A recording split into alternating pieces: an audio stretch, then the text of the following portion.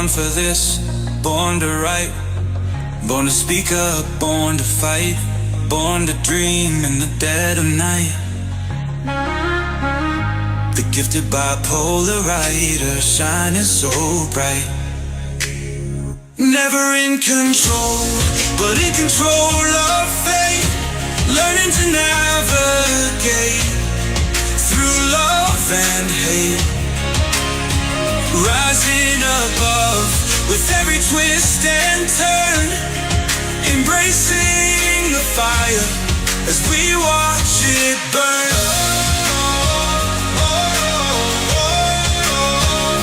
Embracing the chaos, finding the light. Breaking the chains, taking flight. Riding the waves with all our might. Writing our story in black and white. Never in control, but in control of fate. Learning to navigate through love and hate. Rising above with every twist and turn. Embracing the fire as we watch it burn. Through the highs and lows, we find our way. In the darkest moments, we still find day. The pen in our hand, the power we hold. The story unfolds as we break the mold. Never in control, but in control of fate. Learning to navigate through love and hate. Rising above with every twist and turn. Embracing the fire as we watch it burn.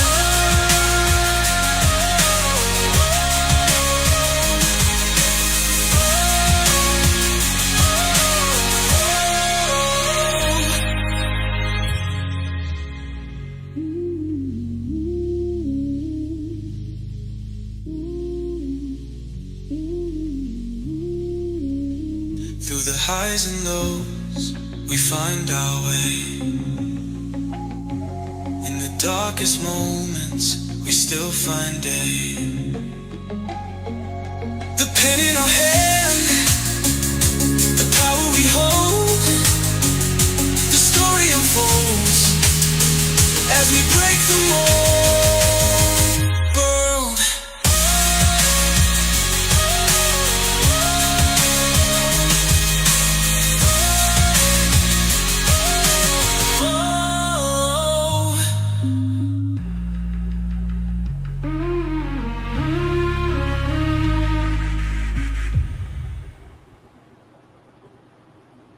Good night and welcome to another episode of NIC Never in Control. So I'm looking at that intro video. Now I get tired of looking at it, of course. And I can't help but, and I just put it in the comments to Elizabeth, and it's very nice to see you tonight. That song was actually written by my executive remote producer and big brother Aaron Gibson. You know, you just nailed it. It used to be Born for This. Excuse me, it's escaping me right now, the artist, and my favorite artist. And he knew that's what I wanted, and he totally ran with it, and he just killed it with this song. So, as you might observe, my hair is a little bit of a mess today. I was going to fix it, and I'm like, nope, not doing it. As is the eye in Nick. Yeah, the lights are out. I didn't change the batteries either. And you know, the thing about it is, I didn't, as I was thinking it, because I'm just having one of those days. Like, have you ever just had one of those days? I woke up this morning feeling like I was hit by a Mack truck. I'm not really sure why, because I have been getting quite a bit of rest in. I did hurt my back a few days ago. I think I pulled it out, which will only be the second time ever. But seeing as the first time I did it, I technically could straighten it up for 15 minutes. I'm thinking maybe I just pulled a muscle.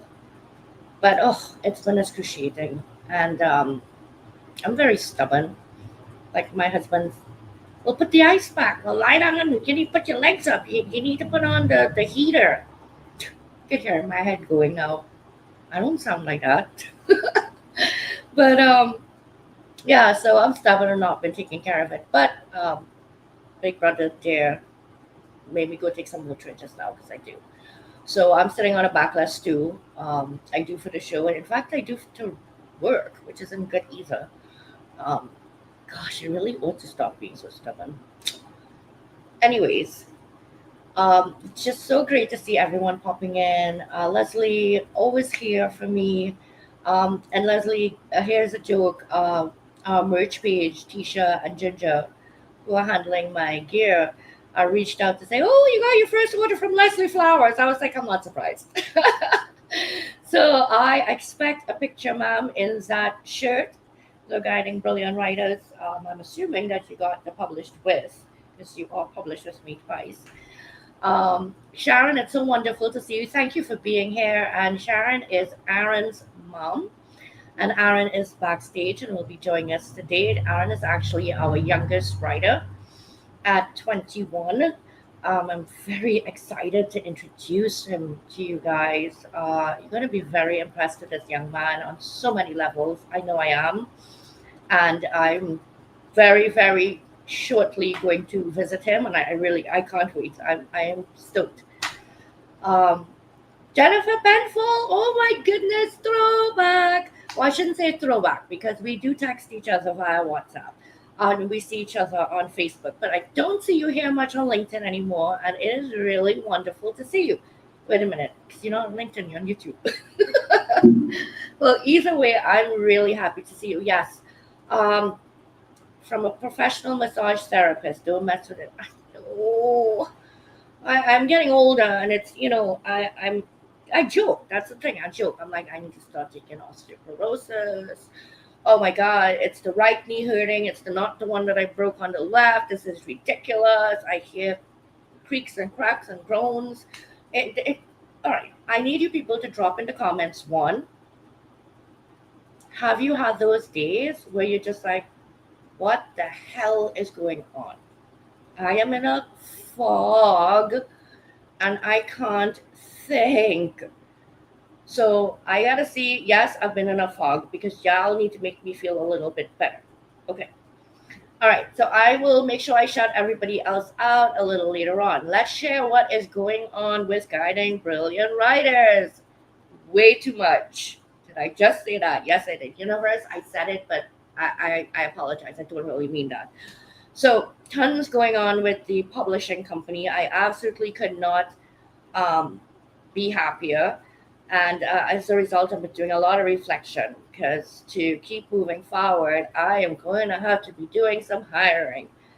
Yes, you did hear that. So look out for some messages, some posts, because I'm going to be putting out there that I need to hire somebody to do this or somebody to do that. And, just keep an eye. I certainly will be interviewing for it.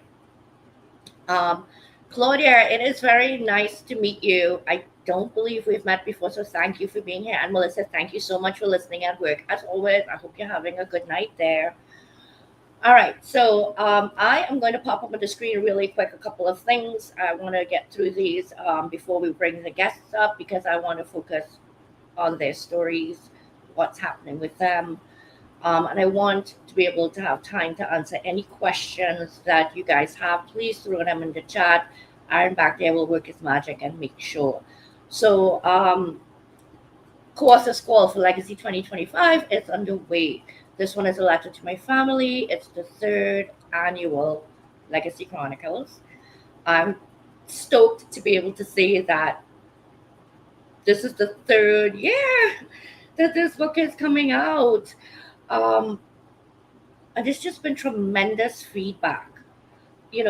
There are 42 stories between the two books. And while some did write more than once, so they carried over their legacy from year to year, it was a handful. So at least 30 of these people have put in writing their words of wisdom, their life's lessons, that everlasting love that they want their family and future generations to feel that kind of almost ritual warm hug that I like to give everyone is always going to be there in the pages of that book. So I'm going to just quickly share with you what the cover looks like. And if you have any interest, please send me a DM. I'm very responsive. My DMs very, very rarely go unanswered for so much as even 24 hours. All right, so let's take a quick look at this.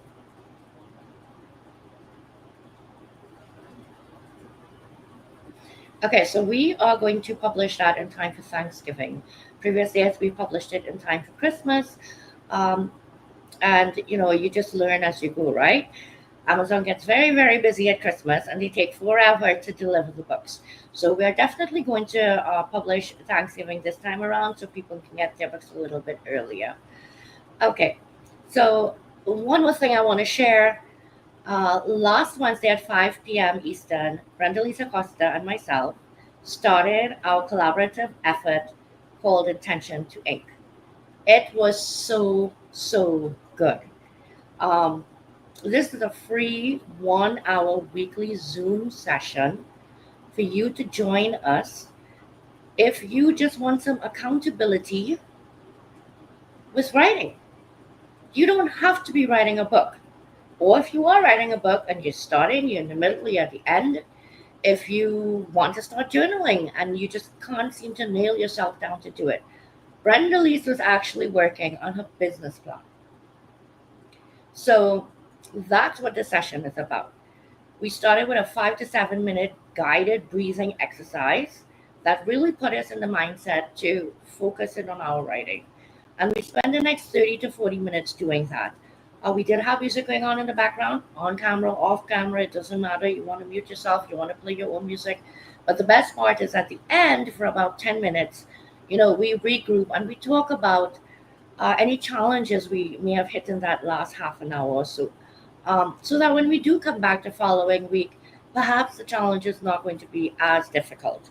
So I'm going to share this really quick as well, just so you can keep this pretty graphic in your mind.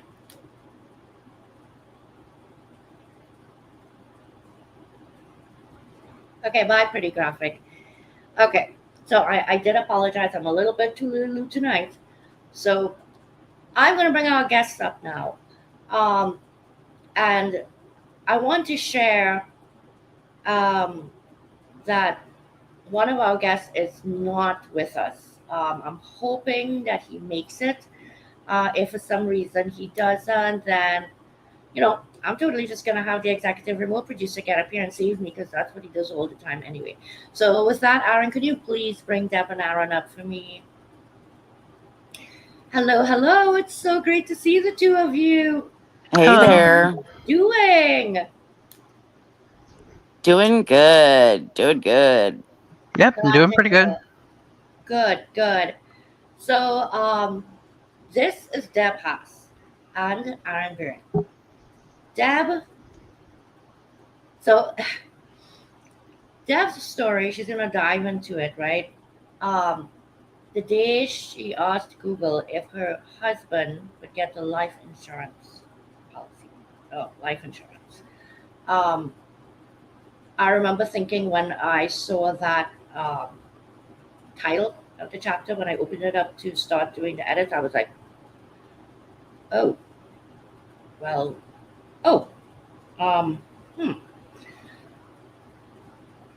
it's a really interesting story. Yes, she shares about her diagnosis and how it has affected her life, but there's so much shared in there to me about the challenges many of us face, just facing life.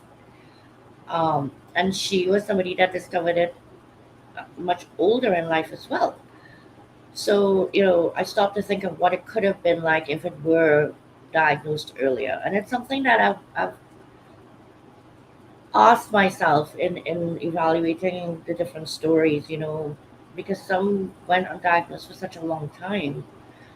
So, Aaron, as I explained, is Sharon Bridges' son. So this is Aaron's first time authoring. I am just... This young man has already been through so much in his life. He has a shining star for a mother, in my opinion, who leads by example. Yet he has still found within his own diagnoses his methods of coping and really shares with us what it was like growing up and in school. And this really takes us back as myself as a parent to things that I wish I knew and understood back then. And so I know his powerful story is going to help a lot of young people out there, as well as parents, to be able to identify and help their children manage the types of diagnosis he has. So we're gonna, just bounce back and forth with the questions. Then we're gonna start with you. Uh, Share with us where you're joining us from, and then please tell us a bit about who Deb is. What if I don't know who Deb is? Okay, so I am currently actually I'm born and raised in Minnesota, and I'm currently living in a suburb of Minneapolis called Coon Rapids. And a little bit about me. It's been a crazy wild ride the last 2 years, and that's kind of what my portion in the book covers. And um, it's interesting what you shared, Nick, around the title, because I will be honest, most of my writing that I do now and that I've been doing for the last year, I consider myself a centaur. I am a AI human hybrid, and so I dump my thoughts into Chatty G, and Chatty G helps me put some sort of organization around it because before AI, it was very difficult for me to write. I loved it, and people always told me I was a great writer. But because I was trying to create and edit at the same time, which now I know is because I'm ADHD, that waiting until the last minute, everything had to be perfect.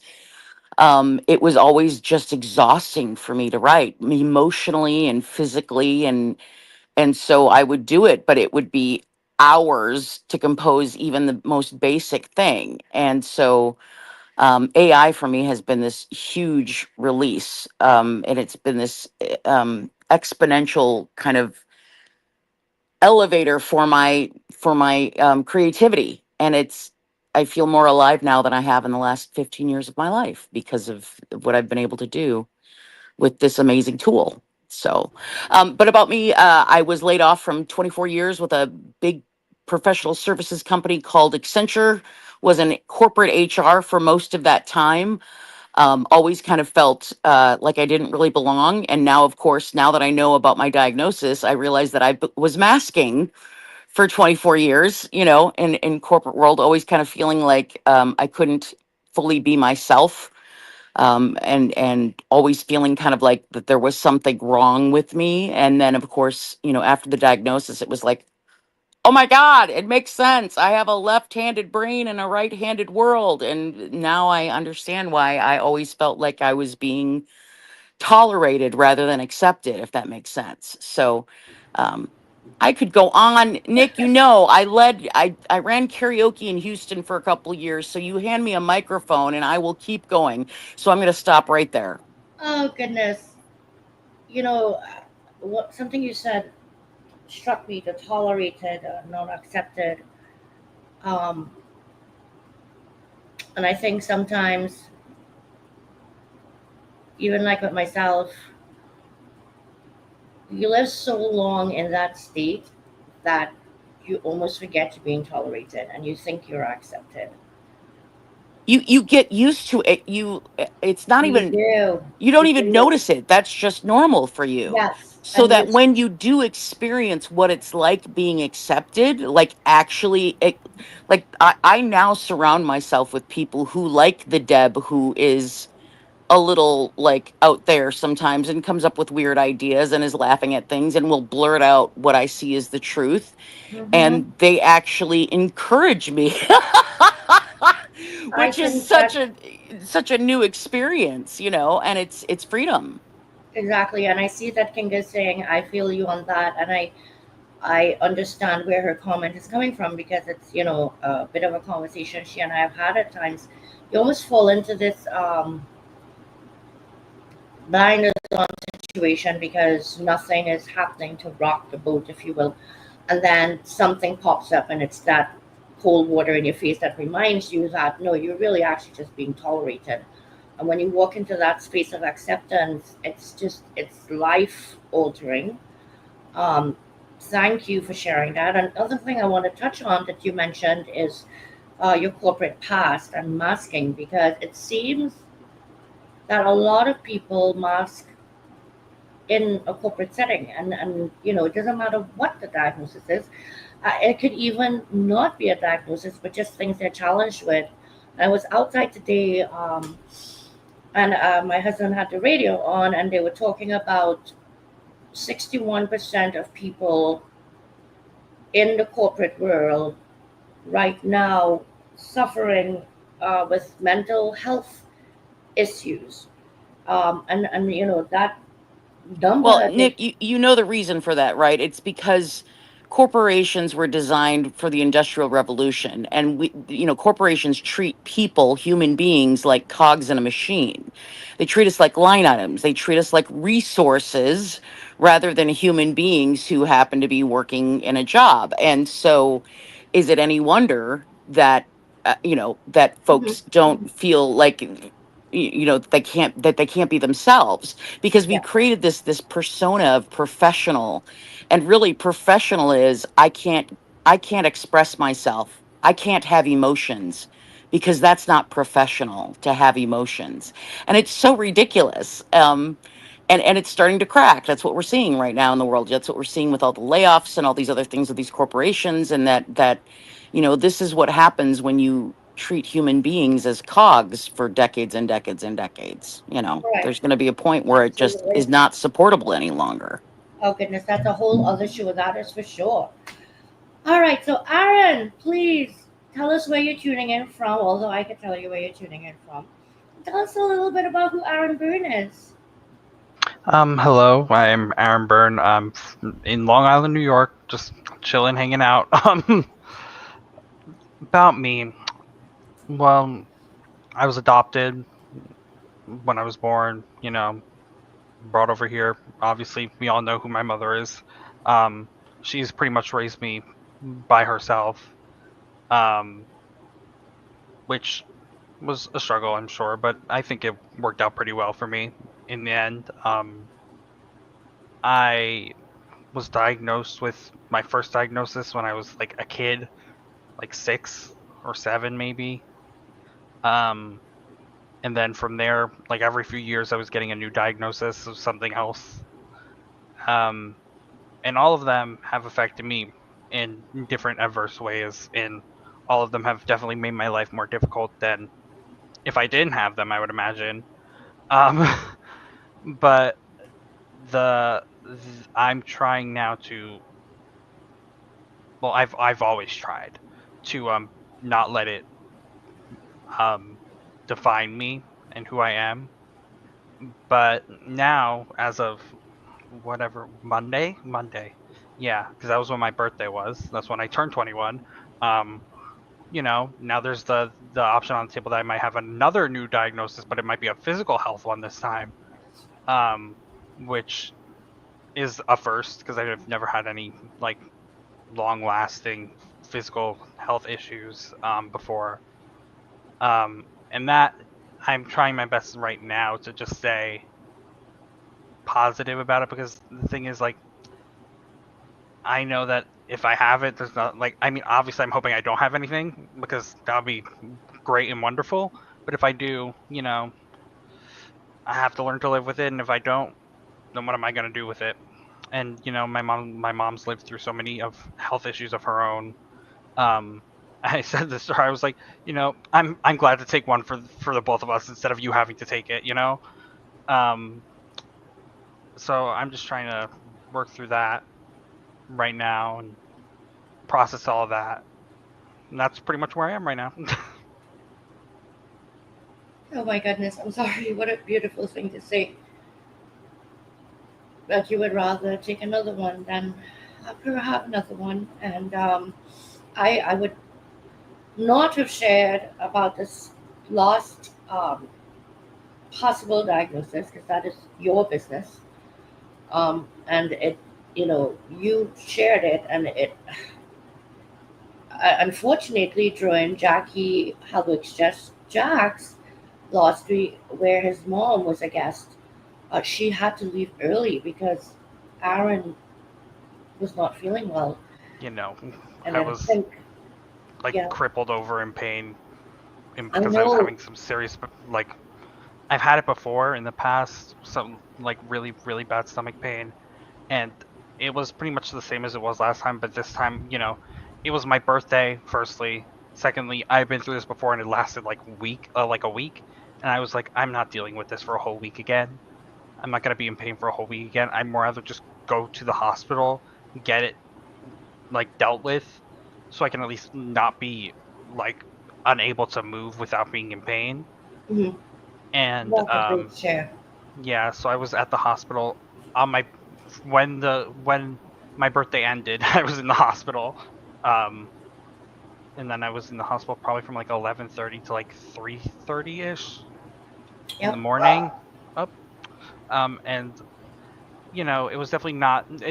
I kept saying to everyone, this is not the ideal way I wanted to spend my 21st birthday in the hospital, but I try my best to keep a positive attitude even in the hospital. I mean, I kept telling everyone, I'm actually not having a bad time at the hospital. It's pretty nice here. Um, and I've never even been to the hospital before, like for myself, obviously. Um, and so it was a new experience for me, which weirdly I was like, this is fine, and I'm having a good time because I'm doing new things. I got my first ever IV. I got my first ever CT scan. I was just like, this is all things considered, this could have been worse, and I I was feeling think better. some of that positivity that you've learned to develop and hold on to over time because of some of your other diagnoses, you know, lends to, and therefore you have that mindset that, okay, I've been through what I've been through, and so now things are going to come my way and I'm going to get through it as well. um, and at your age, that's phenomenal. uh, there are people that are three times your age, and yeah, they're not there. So thankful you spoke up for. I'm so sorry. That was Jackie's own that came up, comment there. And yes, happy belated birthday. We did miss your mom finishing up, and we're just glad. We're just glad you spoke up. Um, I remember getting up at about maybe 1:30 to go to the bathroom.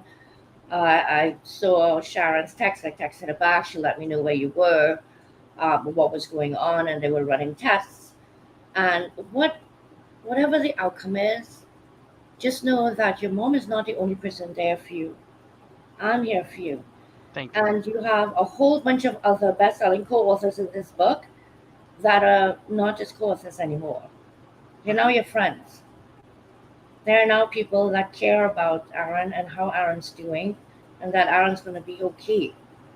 There's some really great comments out there, and Kinka shared about being proud of you see, that's amazing. You will be able to help people if and when they face struggles. And so there's always a purpose to our lives, and sometimes these challenges help us come closer to understanding what they are at a much faster rate. Um, so I did see Deirdre's comment as well, so we definitely will address that a little later on. All right, so I just want to take a couple of minutes. I want to make sure that I say hello to everyone else. Jackie, I just realized that you were LinkedIn user. I'm so sorry about that. My goodness gracious. Um, BJ Combs, it's so nice to see you here. I'm not sure if you were here before, but if this is your first time, thank you for joining us. Pepperoni, it's so good to see you. Love seeing all the pictures in Chicago of yourself and Jackie. Not yourself and Jackie, I lied, Jackie, because all I saw from you are pictures of food. Yes, Noni does not like to get on the camera. One of these days, we're going to figure out how we're going to get her on the camera. And Gregory, my friend over in Canada, it's so nice to see you as well. Thank you so much for joining. it means so much to me. Oh, wait, I can't forget my bro Donald Baker. Really? Evening, bro. Nice to see you. How's Sam? So I hope everyone's summer's been going good. Mine's been going pretty good. The bugs just hate me, love me, whatever. They're out to ruin my summer, obviously. Um, but you got to take the out of the good every time, right? And this is really what diagnosis is about. So many things, and this is one of them. Life is going to give you some good, and it's going to give you some bad, and you have to accept it. You have to accept it laying down, but you're only going to be able to get back up if you accept that that is what is happening, right? So I'm going to come back to you, Deb. So you did share a little bit about how your diagnosis affect your life, but let's jump into what your diagnosis is. When you found out, how it made you feel, and how does this affect your like day-to-day life? Oh gosh. Okay, so my official diagnosis is ADHD with executive function deficits. And it literally came about. It was it was pretty funny. I have a friend who was diagnosed years ago, and so she would send me these videos, and I'd laugh, and of course, this is one of those things where you don't know what something is if you don't research it. So I had always thought that ADHD was you were very hyper, right? Because it's Me actually too. in the title. And I was like, well, I obviously it's not me because I can sit on my ass for days on end. I'm not hyper. And so, it never occurred to me that that was, something that even though there were a lot of things that I saw in these videos that I was like, oh gosh, that feels familiar. And so we were on our way to dinner and I was laughing again. It's another video. And we got out of the car, my husband and I just threw out at him. I was like, hey, do you think I might have ADHD? And deadpan face in typical smidge fashion, he was like, duh. And like that was the first time we'd ever really talked about it. And I remember at the time being like, oh, really? Like, and he thought that I had thought I was, and just we didn't talk about it. And it's just funny how things happen in life. Anyways, it was near the end of the year. It was in November. I was running, insurance. You have to pay for things, and I was like, well, if okay, and of course ADHD, I'm the hyperactive impulsive type, which when I look back at my life makes perfect sense. The fact that I was like, my friends were like, hey, we are thinking about moving to Houston sometime in the next 6 months. I was like, oh, great idea. And in a month I'm moving to Houston with a new job. And you know What? it just, this is how I make a decision and I act on it. This is just how I've always operated, not realizing that this is not typical. A lot of people don't necessarily do this. So I was like, well, I need to get this done. I need to figure out what is it that I need to do. So I immediately went home that night and messaged my doctor through my chart, which by the way, my doctor is the best doctor I've ever had in my life. If we move out of the country, we will fly back to have, 'cause both my husband and now have her as our primary doctor because Wow, she that's is big that time. fantastic. Oh yeah, she's amazing. And so she was like, well, there's a lot of testing you have to do. There's like 6 hours of testing and all sorts of different testing. And we usually do it over a couple of days because it can be exhausting. I was like, well, no, I need to have this done before the end of the year. This is like mid-November. So I'll just, I'll plan all the testing in one day and then, get the diagnosis beforehand. And so I went in and did the testing and I was having a blast in the testing. I was like, this is so much fun, like all of these puzzles and all the word things and the eye and the hearing and the, and the psychologist kept going, do you want to take a break? And I was like, no, let's keep going. Let's do this. Yeah, let's do it. And so then of course we had to do it around the holidays. And so I had to get the diagnosis on December 24th, Christmas Eve. It was like the only day available in her schedule and my schedule. I was like, sure, I'll come back December 24th, find out. So I walk in and she's like, okay, Deb, tell me, how did the testing occur for you? And I was like, oh, I had a blast. I had so much fun. Like I loved it. And she was like, I was so exhausted after that testing with you, I had to go home and isolate. Like, and that was my first indication of what it must be like around me when I'm doing my thing. And she was Yeah. like, she's like, Deb, your brain is like a Ferrari. It moves very fast. And this is what happens. Like my husband for years has been like, stop interrupting me. That like finishing his sentences and all of these other things, and not realizing that this is it's unusual for your brain to move this fast, for you to be finishing people's sentences, for you to making assumptions on and you need to be aware of this. Well, Yes, yes. then she said executive function deficits, and I will be honest with you, I don't remember much of the rest of the conversation after that point, because that I had never heard of. And Mm-hmm. it sounded very it freaked me out. I will be honest. I remember Mm-hmm. like wait, what?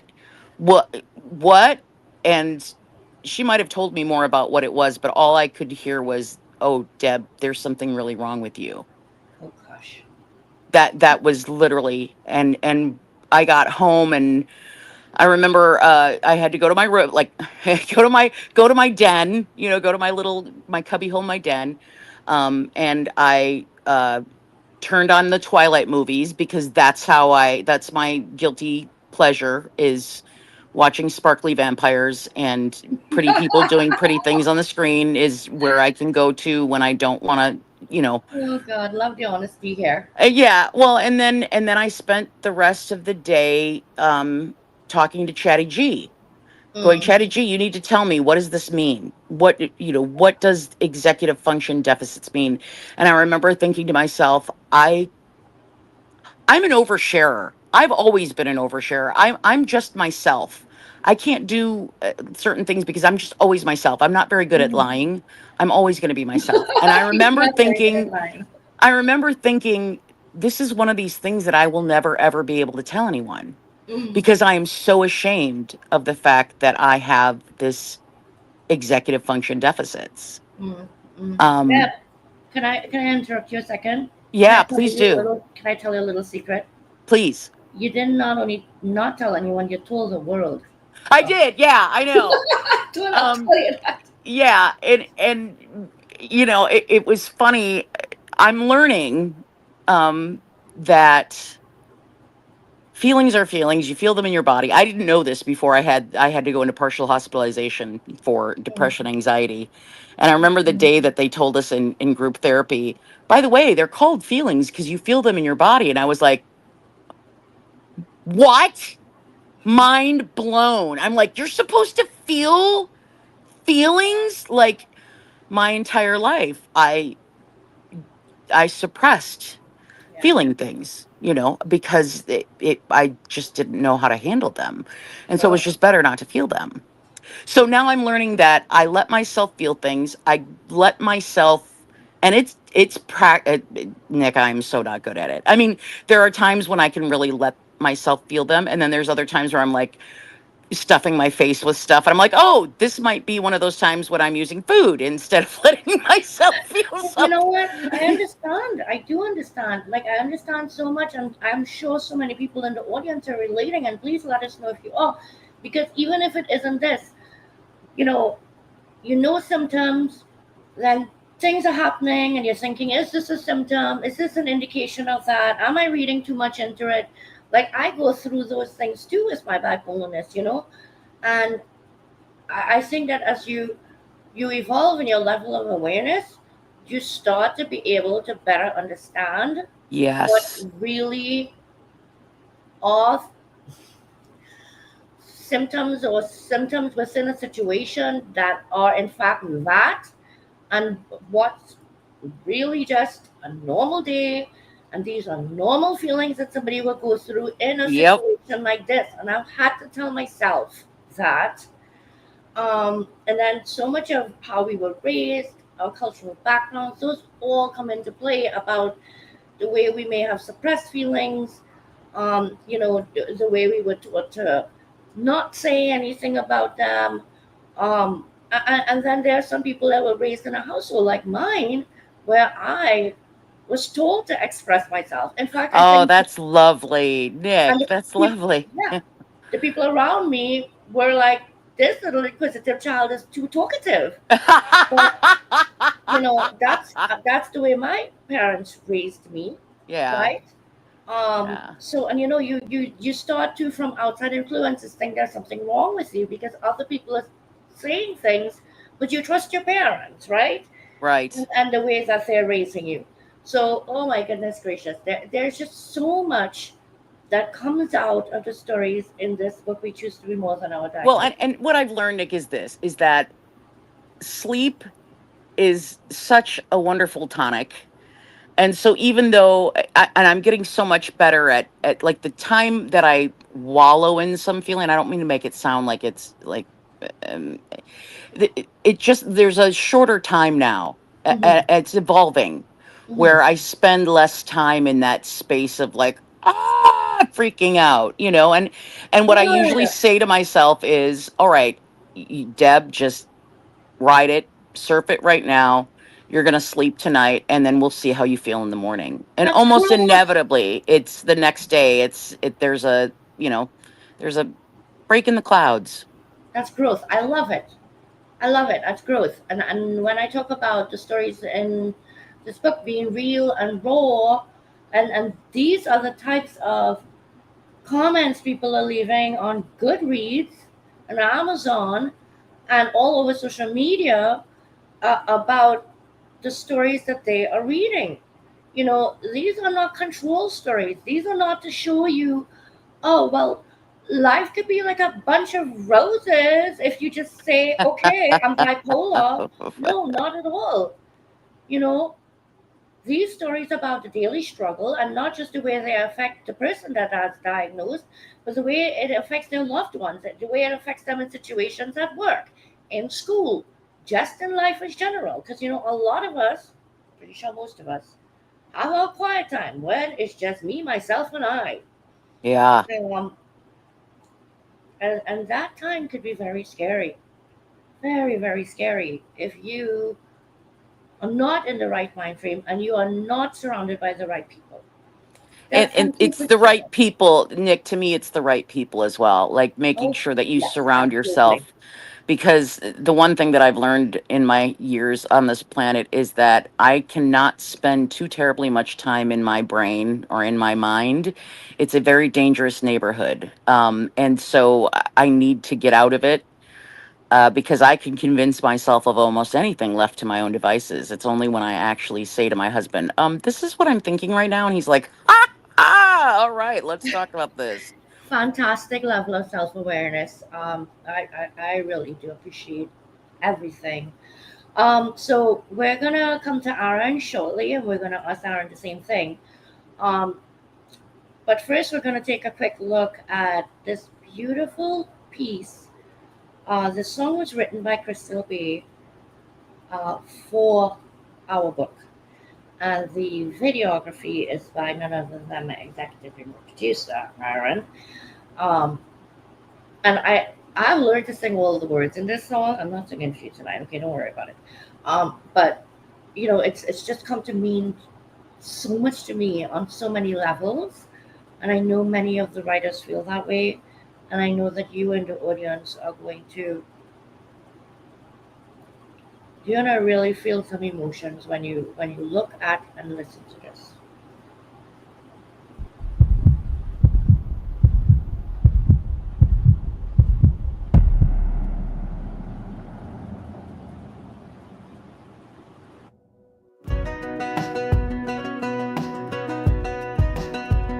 They gave it a name in a cold white room, spoken whispers like a spell my doom. But I've got a soul that can't diagnose. I've walked through fire and I'm still close to everything I'm meant to be, not just what they see. I'm not my diagnosis, I'm not their doubt. I've got a voice and I'm gonna shout. I've got dreams that won't be tamed. I've got joy they can't explain. So don't you write my story yet. I'm more than limits and regret. I'm still rising year by year. I'm not my diagnosis, I'm still here. Some days hurt, some days shine, but I've made peace with this heart of mine. I've got cracks, but they let light in. that's where the strength begins. No shame in being real, that's how I heal. I'm not my diagnosis, I'm not their doubt. I've got a voice and I'm gonna shout. I've got dreams that won't be tamed. I've got joy they can't explain. So don't you write my story yet. I'm more than limits and regret. I'm still rising year by year. I'm not my diagnosis, I'm still here. Might walk a little slower, but my heart beats just as loud. Might fall and get back up again, but I wear that proud. 'Cause brave looks different on everyone, and I'm proud of who I've become. I'm not my diagnosis, I'm more than pain, more than letters next to my name. I've got fire, I've got grace, I've got hope you can't erase. So don't you tell me who I am, I'm writing that with my own hand. I'm still singing loud and clear. I'm not my diagnosis, I'm still here. Yeah, I'm still here, and I'm not my diagnosis.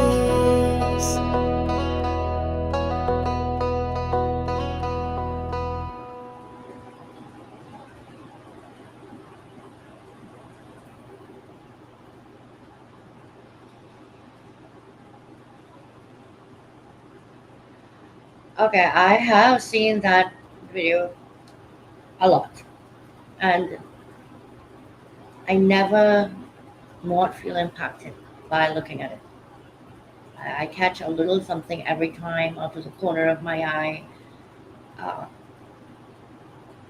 the the level of talent that Aaron has is beyond anything I have seen in anyone in production of. It's not even a video. It's a tangible piece of life. Um, just truly beautiful. And thank you so much. He knows how much I appreciate him. Annie, it is so wonderful to see you in the house. Annie Osang is another publisher. Um, he's a wonderful human being. He's always promoting people. Um, and that's what it's all about, right? It's not just promoting, but it's uplifting others.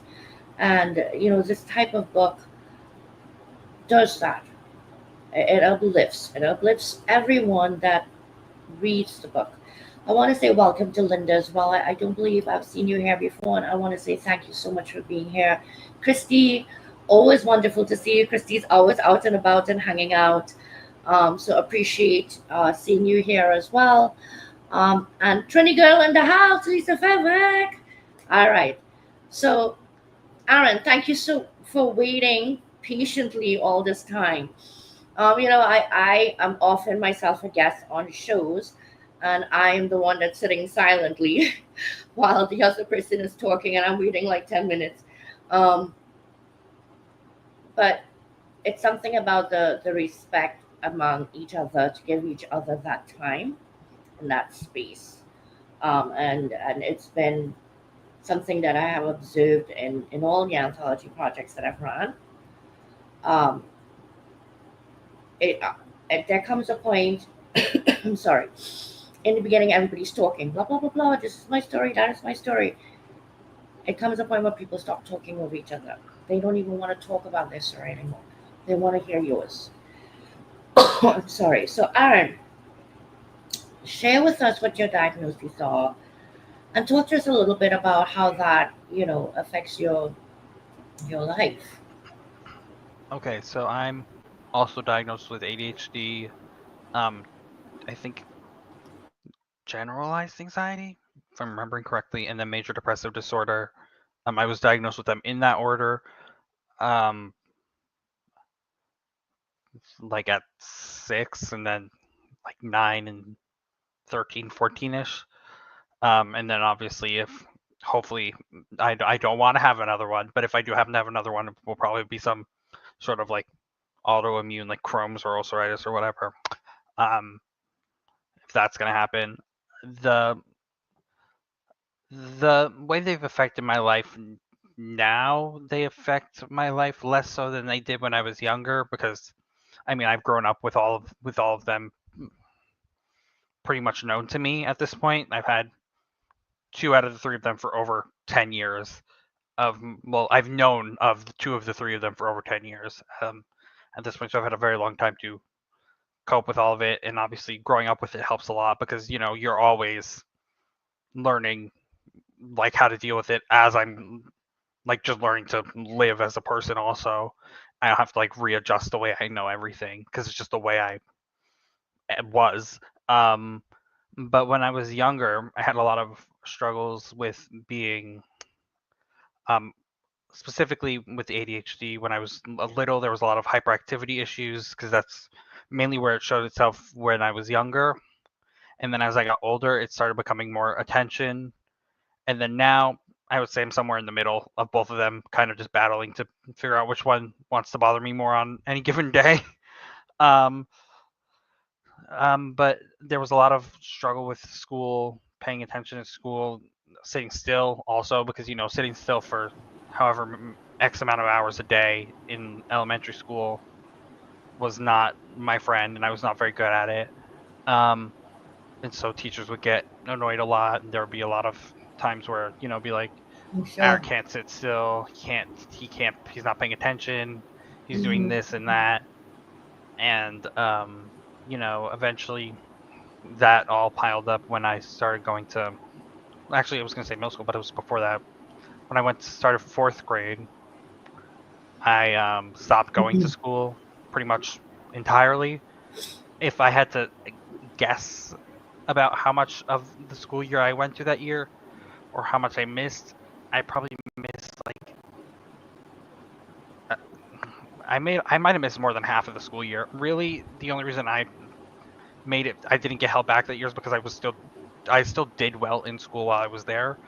But if it was just based off attendance, I probably would have been held back that year, because I really just did not show up at all. Um, The I writing of didn't your show up. chapter, Mhm. there is zero indication, by the way, that you had any trouble in school. I just Yeah, want to say that the quality of the writing in this chapter blew my mind. Okay, blew thank it. you. I had to pick the phone up and be like, Sharon, Yeah, so I stopped going to school. I had a really hard time with actually doing homework specifically. Schoolwork wasn't an issue for me ever, really, because once I was there, it was like nothing was wrong at all. Like I was just bam, bam, bam, bam, bam, everything was done. But homework, I couldn't get stuff done while I was not in school. I was, not going to school, so obviously I was missing a lot of the schoolwork. Um, and so I had to play catch up a lot. And then it kind of just snowballed more and more to the principals and everything of every school I went to. Like I had an IEP. It helped sometimes. Most of the time, it didn't really. Had a lot of people try to help me within the school system, from principals to school psychiatrists who definitely did not care the way that they should have, and weren't very good at it. Like principals trying to diagnose me with oppositional defiancy disorder for no reason, and like continuously insisting that I had it to my mom, despite me having no signs of it at all. I was just avoidant of school, and I said no to him like one time, and so he was just like, "Yep, oppositionally defiant. He must be."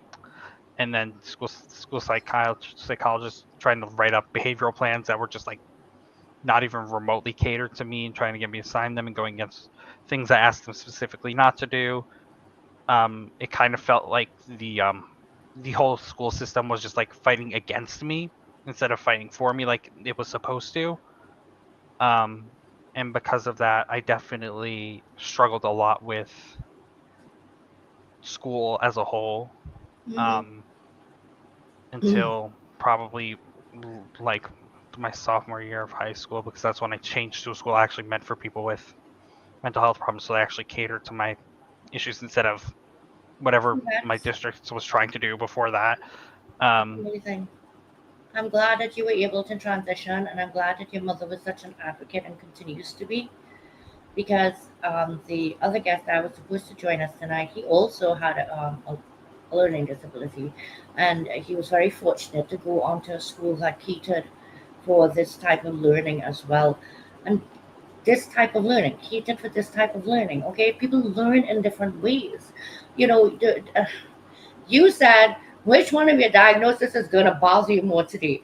I mean, like I just, I just really enjoy speaking with you, and the lightness that you keep in spite of your challenges. And I really would like to, have yourself and Sharon come on the show. I think it is very important. And perhaps we will have Sandra and maybe her son even will join us.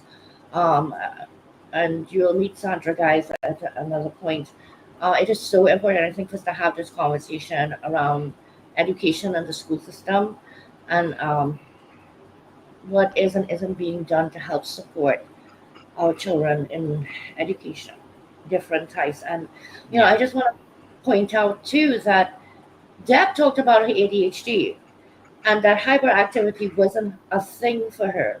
She never considered herself that way.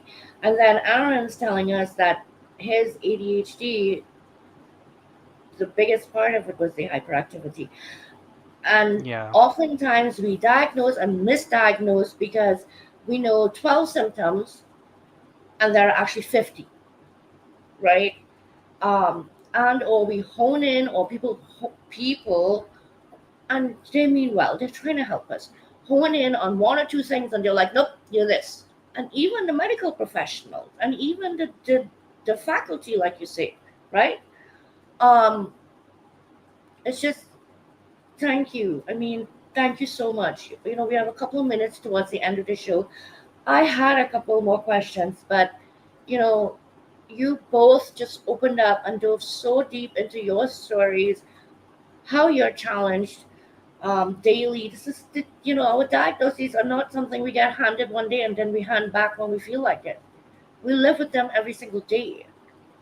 And no matter medications, therapy, friends, family support, you name it, all the things that we could do to cope, to manage, to everything else, it doesn't erase it. It doesn't erase them. It just doesn't change what affects us. It might change the way we're affected because we have different tools and strategies. Aaron, Deb, um, thank you so much, and I will talk with you both very, very soon. Have a good night, and thank you for coming. All right, Thank you for having us, Nick. Take care of yourself, okay? I will. I will. Yes. Thank you. I know you guys are gonna make sure I do. Oh goodness, everybody out there, Mary Baker, it's so great to see. I haven't seen you in ages. Oh my goodness gracious. I'll make sure that you get the YouTube channel link. Thank you for joining us, and Henry, you as well. I'm gonna go back and answer all the comments. We have just a minute left. I want to be mindful of everyone's time. I know it's summer, and it means a lot to me that you would take this time to be here with us, and to share in something that is not just only important to us, but it's important to each and every person in this entire world. Everyone is affected by something. Um, and if you aren't, you know somebody that is, and it's probably someone close to you. This is how we help each other get through it. We help each other get through it by talking about it. We Choose to Be More Than Our Diagnosis is available on Amazon. We hit, oh my goodness, #1 bestseller and hot new release in more than a dozen categories. We speak about lupus, chronic illness, ADHD, PTSD. I mean, just you name it. And that tells you that people out there want to and need to read these stories. So I encourage you to go purchase a copy of the book. The last thing I'm going to do is throw up a very short piece that you can scan the QR code. So grab your phones out so you can scan the QR code to the book.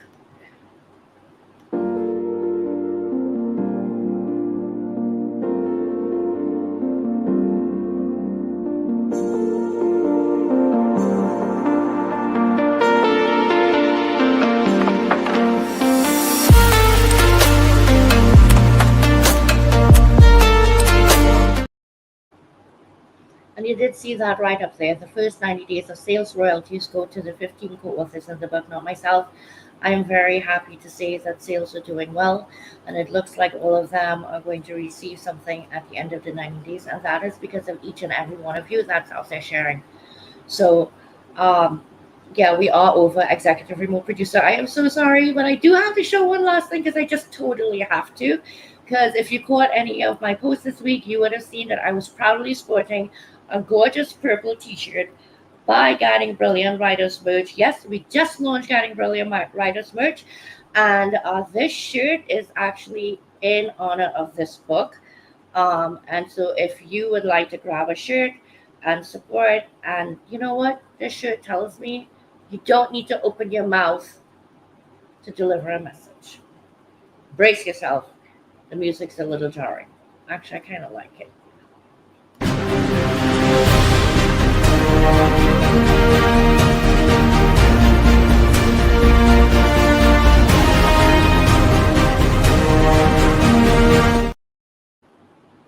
Super epic. But anyway, it's an awesome shirt, and it says, "You are more than your diagnosis." And I love it because it can mean you, or you, the person reading it. And no doubt it must be quite a conversation starter piece for somebody to see you wearing that shirt. And it is the perfect opportunity for you to speak about your diagnosis and help educate somebody else out there. Okay, so with that, thank you for hanging out with me. Thank you for getting through my crazy hair, my eye that's missing this thing, my back that's killing me. But you know what? This is what we do. We show up. All right. Have a wonderful night. Bye.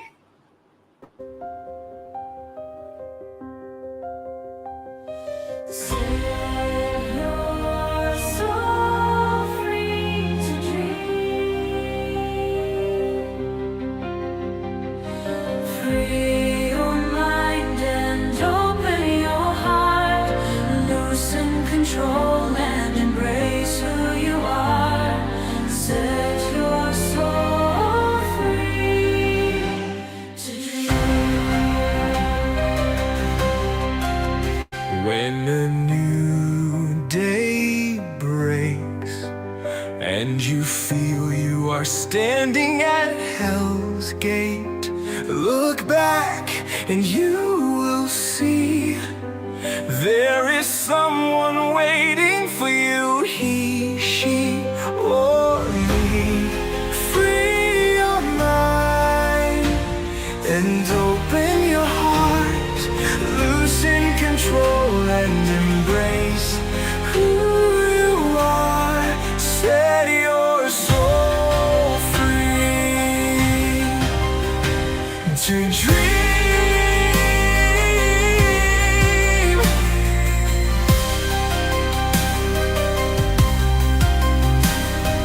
Free your mind and open your heart, loosen control and embrace who you are.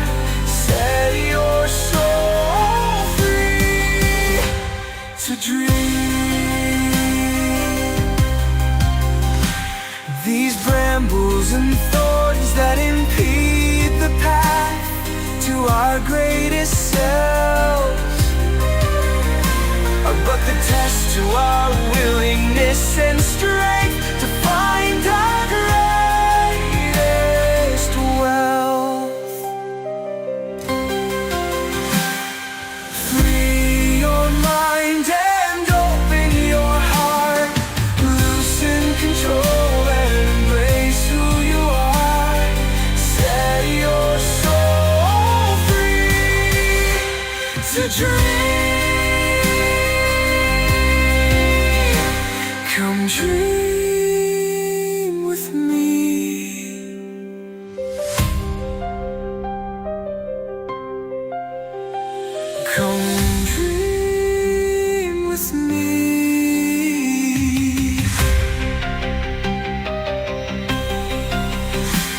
Come dream with me.